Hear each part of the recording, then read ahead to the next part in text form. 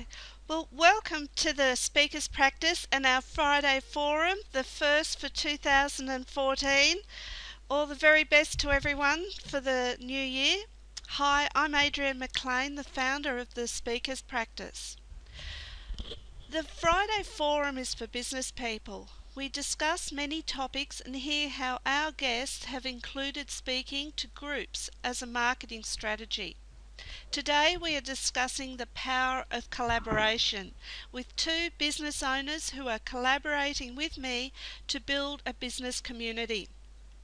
John Hill from The Ultimate Life is a mindset specialist and passionate about the psychology of success. Ivan Cunningham of the Training Network is a business and media communication expert. In their business careers, by collaborating with other specialists, they have been able to build business faster. Hi, John and Ivan. How are you going? Good morning. Good Hi, morning, Amy. Adrienne. How are you? Well, thanks. Thank you both of you for attending today and being a part of the Friday Forum. Our first question is, what are the benefits to working with a collaboration rather than just getting on with the job yourself? That's easy to do. What do you think are the benefits, John? I think firstly, it, it really frees up your time and adds additional resources to your business that weren't necessarily in your business already. So a prime example of this is, say, a digital marketing expert. I've only got 24 hours in a day and 7 days in a week. Yes. I've got a business to run. I don't necessarily want to be spending 23 of those hours trying to get my digital marketing strategy correct. I go to the people who have been there, who have learnt from the market, Yes. and have tried and tested these techniques before. So I think it really allows you to concentrate on what you're good at. I'll give another quick example. My business mentor and the man who's taught me everything I know about my current business, or most of it, he has even something as simple as having cleaners in and personal chef, so he can focus on his core business and get the results that he's good at. So that's my input. Yeah. So you bring skills from other areas into what you're doing. Absolutely. Yeah, 100%. Okay. Ivan, have you used collaborations with your business?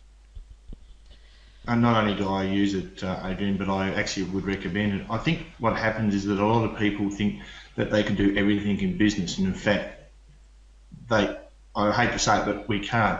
And it really comes at a cost when you work it out. If you're a specialist in your own area, then to have other people who can collaborate with you, you don't have to reinvent the wheel. And if you have to reinvent the wheel, you're going to, like John said, you're going to spend more time on doing things that are really is going to cost you. So whilst you're reinventing or you're trying to learn something that's new within your business, then you're not working on your business or in your business. So you really do need to be very, very clear and set yourself goals, which we're talking about later, obviously, but Yes. you need to be able to set those standards and go, what is this really going to cost me if I'm going to do this? Not only in time, but you remember time is money. So when you amortize those costs, then you could be potentially losing out on other issues.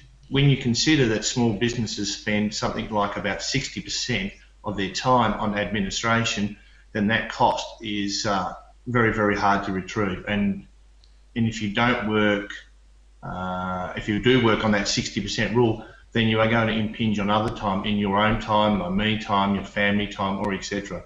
So collaboration to me is probably the best way to be, because there are other people out there who have more skills than you do and utilise that cost and pay for it. It's worth it. Yes. Well, fantastic points there, Ivan. We'll move on to the second question, and if you'd like to discuss this a bit further, is clarifying the team goals important? Very much so.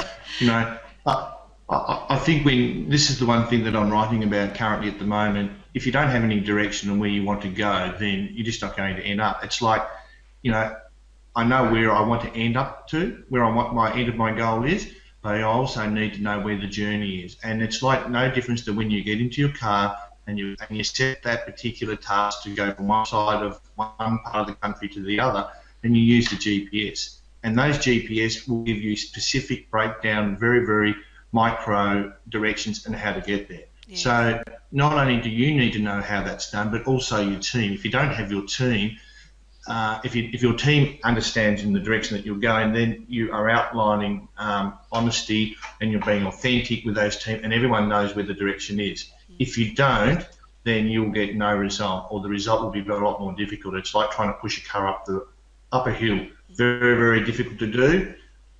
Yes. And it takes a lot more time. So once again, and I don't mean to be talking about money all the time, but it does have a cost to your business if you don't collaborate with the team that you've got, and all the team must need to know the direction you're going in. Not only do I think you need to do that, but also you need to consider that they need to be a part or a stakeholder in those team goals. Because if you do that, then they become responsible for their particular input, and they'd feel like that they're part of it, rather than, oh dear, I know I can't make that goal, or there's negativity in their way. And John probably can elaborate more on that, but it will change the behaviour, it will change the environment, and it will change the culture if you don't outline those team goals. Yeah. So, John, how do you think this goal setting impacts on the behaviour of people within the group? Look, I think I totally agree with what Ivan has said so far, and from the I guess the mindset point of view, it allows people to also identify, is this a team that they want to be part of? If you are, say, collaborating with another business, or just within the actual business goals themselves, is the vision of the business, the goals of the business, are they in alignment with all employees within your business? You may have some people that have a different team goal, and it might be time for them to say goodbye to them, or say goodbye to, say, a joint venture or collaboration.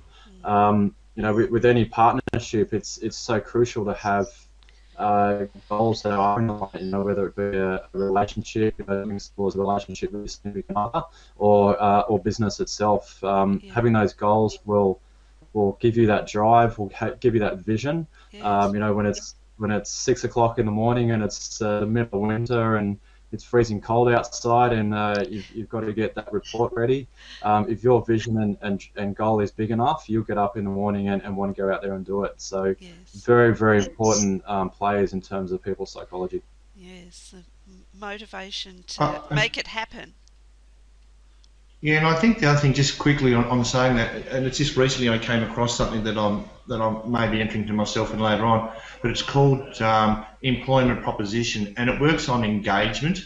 And I think that if you've got people who are engaged in what they want to do, then the success will come a lot quicker than not.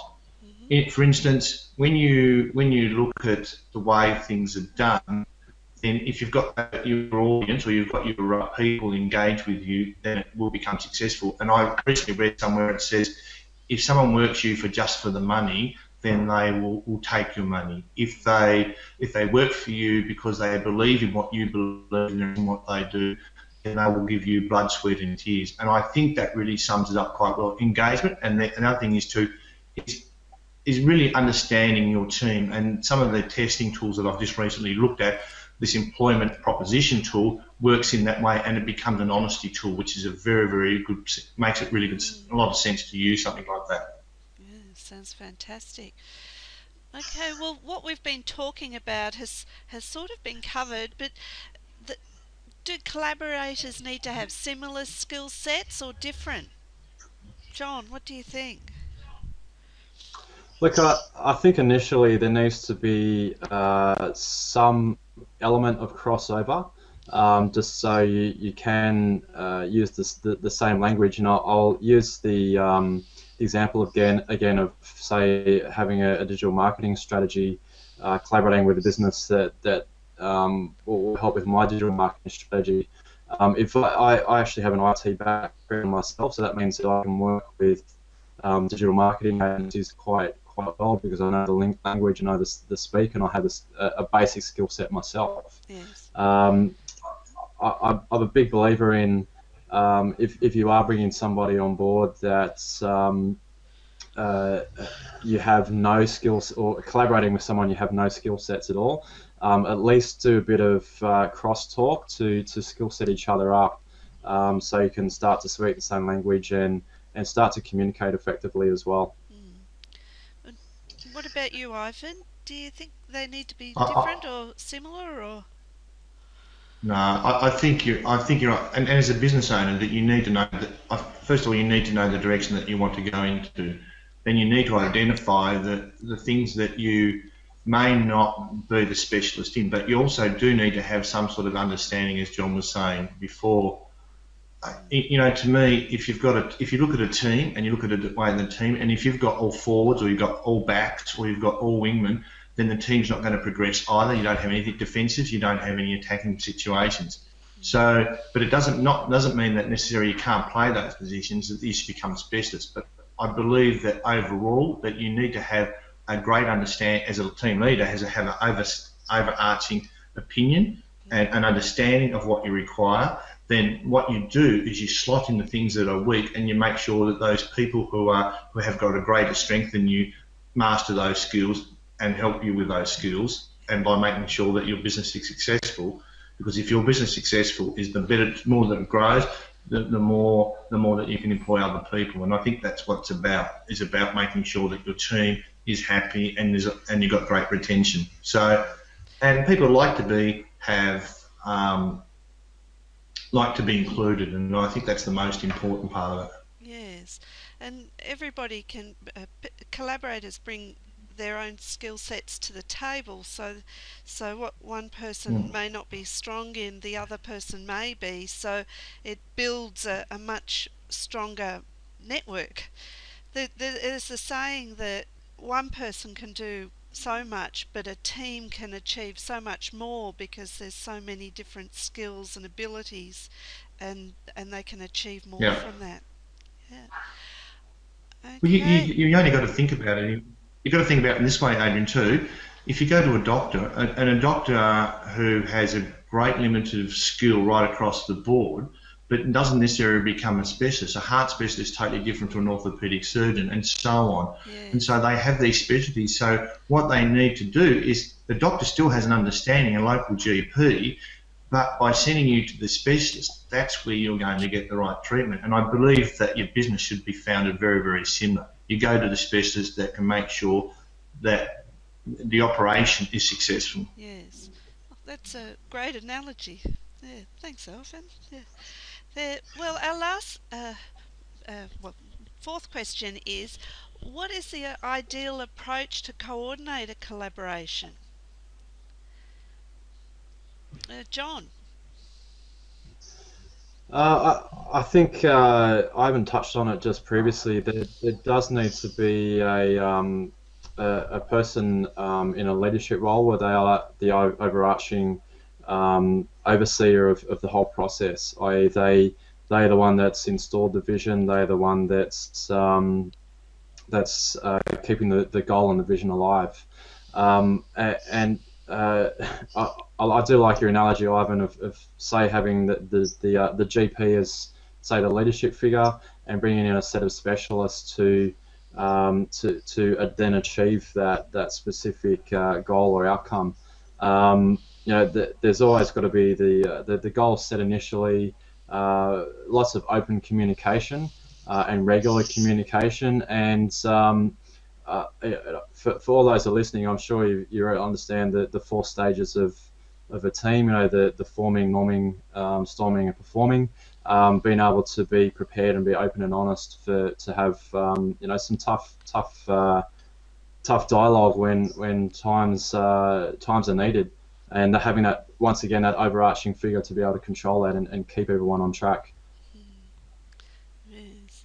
And it's a very, very valid point. But the 2 things that I think about that is engagement and communication. And I think you also need to understand the people in your team and how you deliver it.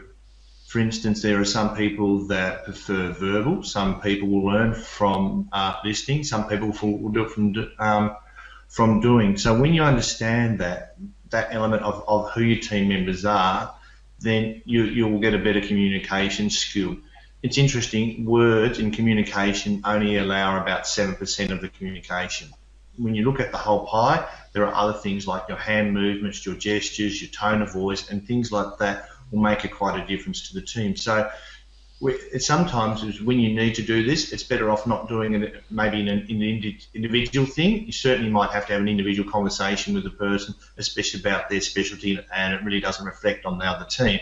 But as an overall team, I think that you need to make sure that it is monitored, it is evaluated and monitored, and don't be afraid to reward people. You know, in great sports people or whatever, you know, you will see the team, if they're successful, they will reward. So with collaboration, if they set small little targets on the way through and communicate what they will be and where your expectation is. And once they reach that expectation, make sure that you reward them. A pat on the back means volume, sometimes more than just a thank you, the monetary. It's not always about finance. And just one more is that when you do have people, John was saying about the forming norming and storming, just remember also that some people will leave the team, and if you do that, you need to monitor that well in collaboration as well. You need to make sure that people understand what the strategy is in place when someone is leaving. I call this the adjoining phase, and what you do is then you make people, you engage them by telling them what your new strategy is and the type of person that you're looking to replace them. That will make sure that collaboration is successful, because if you do it as an individual thing, one-on-one, then there becomes Chinese whispers and people will start feeling a bit nervous and a bit uptight about it. Agree, John? Totally agree, totally. As the final question for today, I asked this question to each of the interviewees, and that's, as business owners, what is your advice about promoting your business by speaking? Ivan. Oops, Adrienne, I just think that in any opportunity that you can give to speak, and an opportunity, I think it's a great thing. I think doing hangouts is a good thing. I must admit that very, very comfortable in a large crowd and networking and all those things make a big difference. But using things like video, and I think that will also make a difference. And the one thing is that the way that we met, Adrienne, was through from your business, and I realised that if done poorly in a video, then it can actually discredit you. But if you've done it well, then it will give you more credit. So speaking out by utilising mediums and social media like Hangouts, videos, and all those other things that you can be used is very, very important, because the networking part of your business is so important. And to utilise social media. Communication is the key to success, and the communication is the success to give you success, and that helps you engage your audience, engage the staff. So it's very, very important to keep communicating, and that's what it's all about. Yes, networking and getting out there Yep. and communicating. That's great advice. Thanks, Ivan. John, what's the approach that you use? Look, I'm the same. I started off by using every opportunity to get out there and speak, and I'll just add in, as a speaker, it positions yourself as authority, an expert within your specific niche. I started off by approaching my local Lions and Rotary clubs. They would have, say, a Sunday morning breakfast, and they got guest speakers. Sometimes you're able to go there for 20 minutes. Sometimes it's being able to speak for an hour or so. And it's really just getting out there and practicing the art of presenting, getting a message across that you're passionate about, and also utilising your networks. I was lucky enough to have a couple of key networks, people I've just met through the years, giving them a quick ring, and you'd be amazed the number of people who are happy to have a specialist come in and even speak to their people in their team in their workplace environment as well. Yeah. Even if it's just a Friday afternoon over a few beers, Yeah. it's getting out there, speaking, positioning yourself as an expert, and getting feedback from your audience as well. We all know YouTube is the biggest TV station on the planet, so getting the videos out there as well. But yeah, definitely getting out there and doing the face-to-face, getting some interaction with people Yeah. will really position you as an expert. Yes.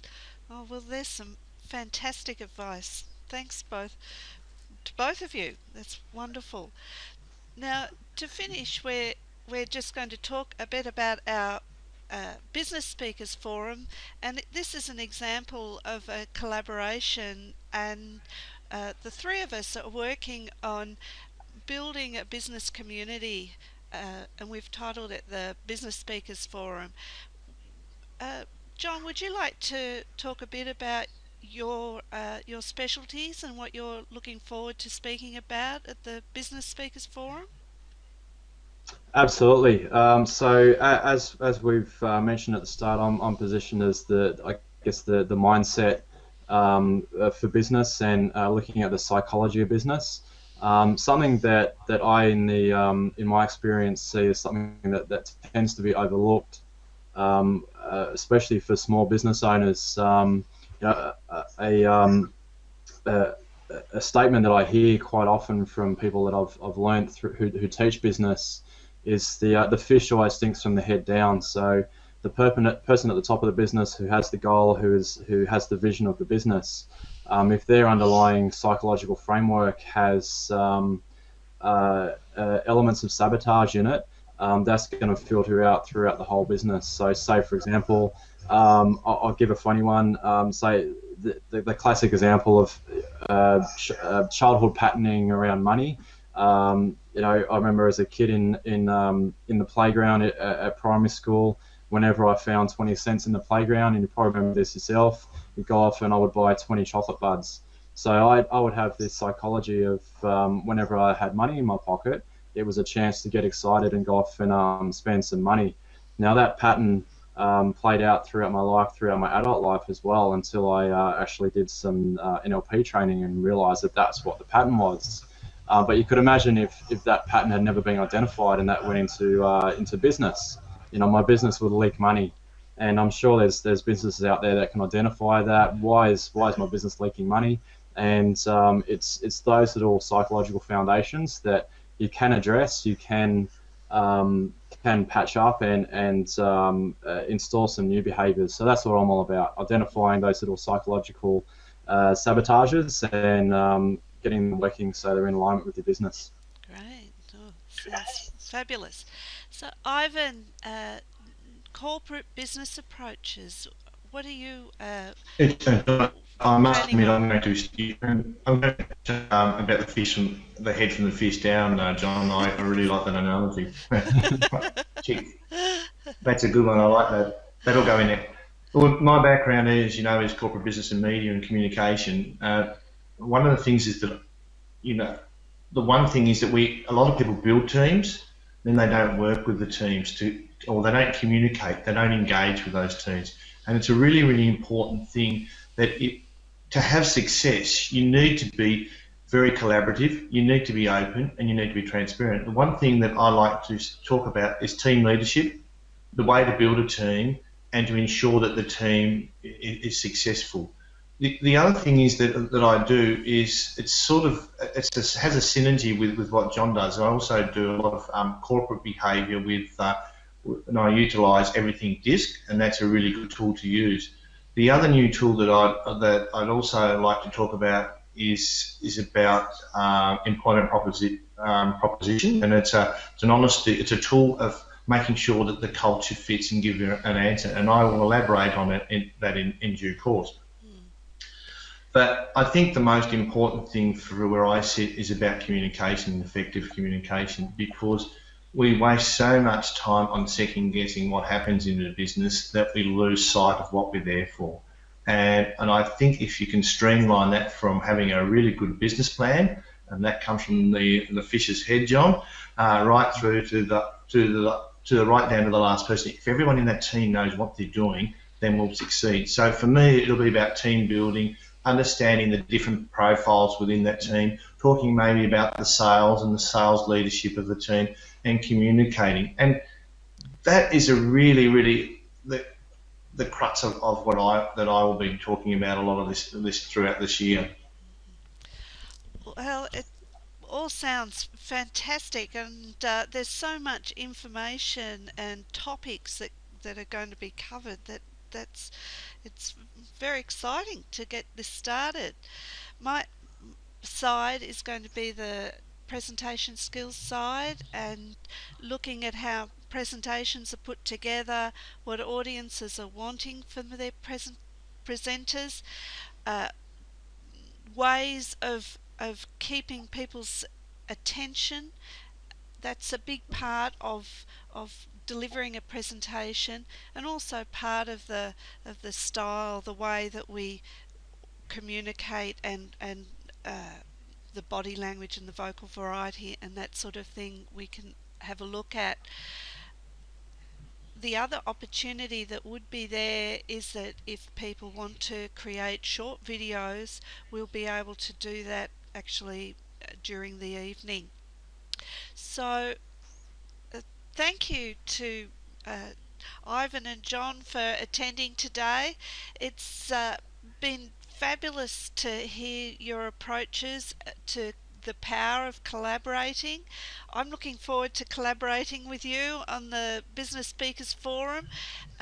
We've got it first starting on the 13th of February at 6:15 at the Chatswood Club, and the topics of goal setting, business planning, and what audiences are looking for from their presentations are areas that I think will benefit business owners across the board, really. We all need to develop and grow in these areas, so it'll be fabulous. I'm looking forward to it. So, just to finish, thanks, John. Thanks, Ivan, for your participation. And thank you to our listeners for attending.